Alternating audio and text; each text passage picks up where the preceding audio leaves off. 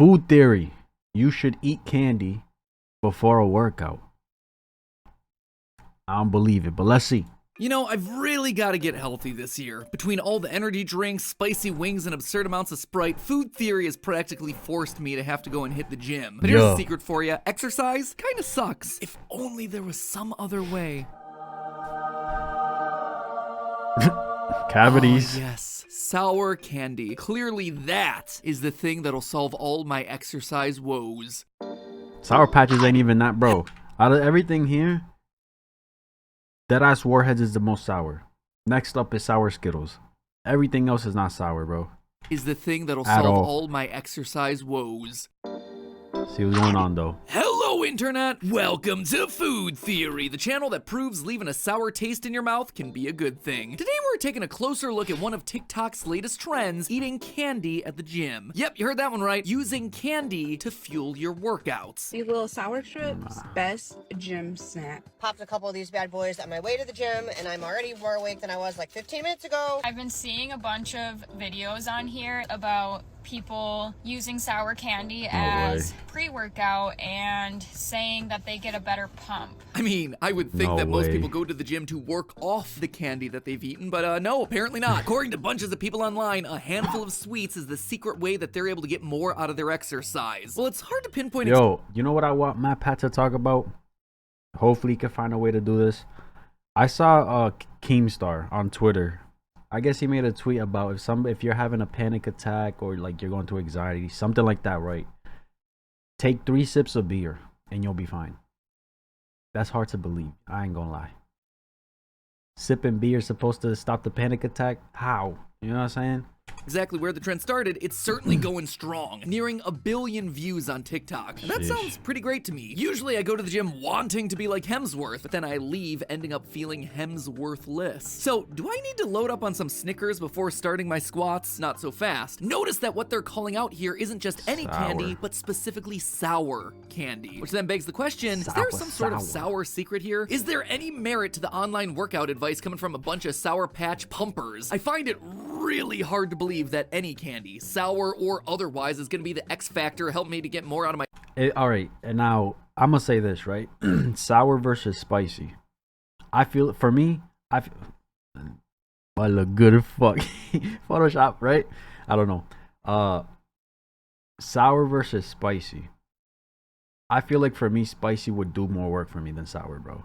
I don't know. My gym time. Then again, if it's true, it's an excuse to eat more candy, so why not test it out? So today we're putting our bodies to the test. Can eating candy actually help your cardio? Will a Sour Patch Kid promote more positive pumping? Pucker up, Buttercup. Today we're hitting the gym. Before we start sweating it out to the oldies, it's important that we first understand what exactly working out is doing in our bodies. That way we can see whether there's any scientific merit for our sour candy to stand on here. When we eat, we consume calories. We all know this. Right there, front and center on every nutrition label. And when we're exercising, we are burning away those calories. We're using them up. So what exactly are calories? Well, calories are basically just energy. They're what make the machine that is your body run. But if you eat more calories than you end up using, your body starts storing that extra energy as fat. And there's one persistent issue with that. You see, once it's stored as fat, burning the energy actually becomes a very inefficient process for our bodies. Suddenly, that energy becomes the last thing that our body wants to use up. Instead, our body tends to default to the faster, easier, more efficient fuel source of glucose. Glucose is a carbohydrate. It's the responsible 4-door hybrid sedan that gives your body great mileage because it's much easier for our bodies to process glucose for energy. It's also easy to store any excess glucose in your liver and muscle cells in the form of glycogen, which your body can then dip into quickly whenever the need arises. Fat, meanwhile, is just harder for the body to use. When it's forced to dig into the fat reserves, that fat must first be broken down and converted into ketones through a process known as ketosis. And if that word sounds vaguely familiar to you, it might be because you've heard of the keto diet. Anyway, ketosis requires a lot more work for your body. So our bodies are wired to store fat but burn carbs, especially when you're talking about intense workouts. So what happens when you're doing this intense exercise and suddenly you've depleted all your glucose and glycogen reserves? Well, that is the experience of hitting a wall. Suddenly you feel much more tired, sluggish, and you just want to call it quits. What's really happening there is that your body is switching gears as it moves away from burning carbs and instead starts using that inefficient fat. That said, plenty of people going to the gym want to avoid that dip in performance. performance, which is where pre-workout supplements come in. Pre-workouts, which are typically in the form of a powder that you mix into your water, are meant to increase your athletic performance via a healthy mix of caffeine for energy, amino acids to help decrease fatigue, and nitric oxide to increase blood flow. Now, the jury is still out on whether all those ingredients work as intended. One thing that we know for sure is that pre-workouts contain a lot of sugar, giving the body some extra glucose to help it fight off that performance wall. So if a sugary pre-workout powder can help your exercise, why not a sugary sour candy? The idea with sour candy is that it's a low-fat, low-protein, high-carb snack that provides you a short burst of glucose that can help push through that workout wall. There's also quite a bit of research to back up candies being used as an energy booster, which is why you might catch long-distance runners or endurance athletes munching on gummies pre and mid-race. Research suggests that about 15 to 20 grams of sugar 30 to 60 minutes before your workout is the right amount for your body to get an adequate boost. But then, why are we talking about sour candy in particular? Sure, it's delicious, and it's definitely more affordable than those pricey pre-workout supplements, but is there something else that's catapulting sour candy specifically to the forefront of the online fitness community? Maybe. When we put sour flavoring in our mouth, it releases the neurotransmitter serotonin, also known as the happy hormone. Serotonin does a lot of good stuff across our bodies. It helps with learning and memory while also helping to regulate body temperature, sleep, and hunger. So the idea here is that happy hormone plus sugary energy equals better workout, or at least that's the working theory. The working food theory, which means that it's now time for us to test it out. Over the course of a week, Steph and I, along with some other members of Team Theorist, did 3 days of workouts with a day of rest in between so our soreness didn't become a factor. We made sure to keep the workouts consistent in both style and time each day in order to limit as many variables as possible. For her workouts, Steph hopped on the old stationary bike for some quick cardio. I took the athlete powder before this,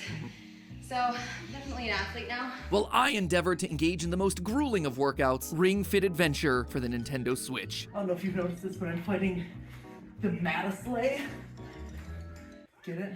He's a Matt, and he wants to slay. Nothing says serious workout quite like downward doging your way through a horde of attacking yoga mats. Cue the relevant, embarrassing clip that I have no doubt Stephanie captured. Ooh, looking good. Damn. Buns to the sun.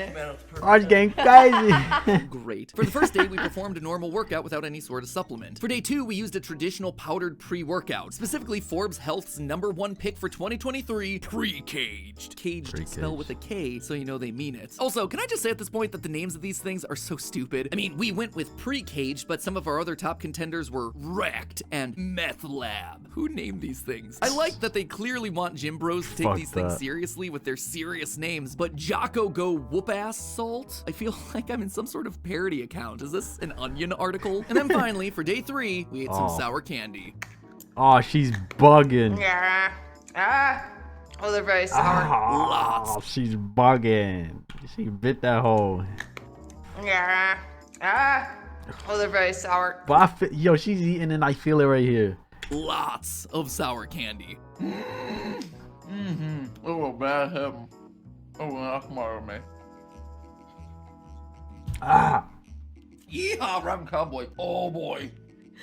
Mistakes were made. In order to get the 15 to 20 grams of sugar that were recommended for the best effect of our sour candies, we took 8 pieces of Warheads Extreme, which probably hurt more than the actual workout. I thought that maybe the flavors It's too much. to be tasty together. It's too much. It's a mishmash of flavors that no one wants.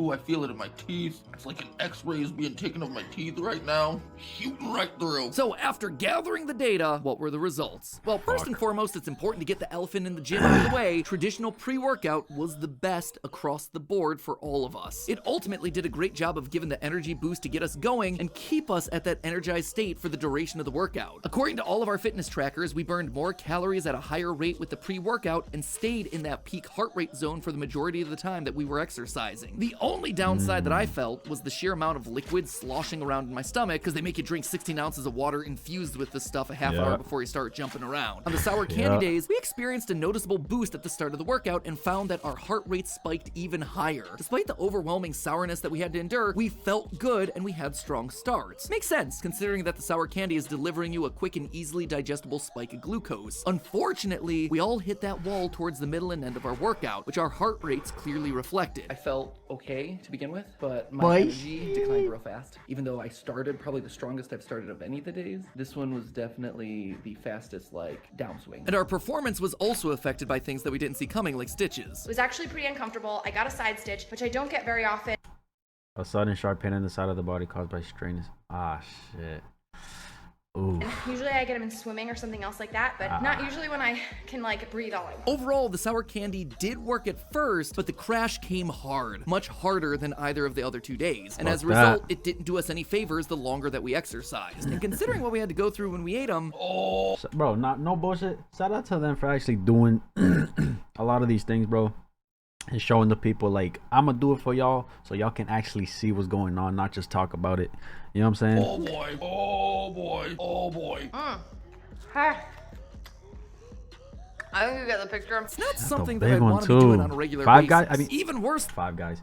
5 below. though, are the calories. To get to the recommended 15 grams of sugar, we ate 8 warheads. That is nearly 100 calories. You know how many calories were burned during our workouts? Nearly 100 calories. Basically, we just netted even. On the other hand, you had pre-caged. Sorry, it's hard to fight the urge to not say that like some sort of wrestler. Pre-caged contained 1/5 of the calories for the exact same punch. It also had those amino acids, vitamins, and the equivalent of 3 cups of coffee and caffeine and 2 Red Bull cans worth of taurine, which, you know, might be why we were able to sail through our exercises so easily. How healthy is that for you on a regular basis? Probably not great, but, you know, for our purposes today, it gave us the best workout. In the end, it looks like sour candy is the sucker in this matchup, but there is something else at work here to consider. Giving yourself a pre-workout treat could actually motivate you to exercise even more by associating an unpleasant experience like dragging yourself to the gym with the pleasant experience of chowing down on some sour candy. For those of you who don't know, this is called classical conditioning, a learning process discovered by Russian experimenter Ivan Pavlov, wherein 2 stimuli are repeatedly paired together until the response for one is innately associated with the other, meaning that by repeatedly having the fun, happy, yummy experience of eating sour candy before your workout, Pushes you you to eventually go. associate working out with fun and happiness. Something that traditional pre-workout Or just get a isn't going to be hitting for most of us. true, but I've heard some good tasting pre-workouts out there. You might as well do that. You know what I'm saying? I don't know. Couple that with the serotonin that gets released when you eat these things, and suddenly you're gonna find yourself having a great time at the gym if you stay consistent with it. So while sour candy may not be the best pre-workout, that doesn't mean that you should completely write it off. There are benefits that go beyond mere biological and instead tap into the psychological. So go forth, all you mega slime lickers. Go forth with teary eyes and scrunched up faces and get those gains. As always, my friends, remember, it's just a theory. A food theory. Bon appetit. And hey, did you know that our sponsor for today's You know what I'm saying? Hey, man. You got that, but also cavities. Probably a slow progression of cavities, but you feel me? You get that cavities, bro. I'd rather do pre-workouts, like he said. They burn more. It lasts longer. You know what I'm saying? Like he said, you like die out eventually in the middle of the workout type shit. I'd rather do the pre-workout for sure. But this is still smart. It just gives you a little boost. You feel me? I feel like the only reason Matt has a family is so he can use them as unpaid test subjects. The fact this man can make 4 videos a week across 4 channels in a week and still sound high energy. I used to work in a gym and one of my really fit coworkers started eating Sour Patch Kids before working out. We all thought he was being ridiculous until he started getting more bulked up over the course of a couple of months. So merit to. Oh shit, really? Someone who works out a lot has been in the game for about 9 years at this point. This is just my viewpoint on candy and working out. Does it work? Yes, but like Matt said, the crash hits hard. So what a lot of people will do is before working out, you would eat a slow digestion carb like oats about 30 minutes to an hour before, depending. Then if you're starting to hit the wall, then while you work out, you hit the candy. Personal choices gummy bears to give you that sugar spike you want, and when you do crash, you won't crash during the workout. Again, okay, yeah, now he's playing it smart. You know what I'm saying? You could do this too, I feel like. You feel me? That's smart. I like it, man. Not bad. Y'all doing this? Let me know down below. That's my reaction. If you enjoyed this video, like, subscribe if you haven't. And I'm out.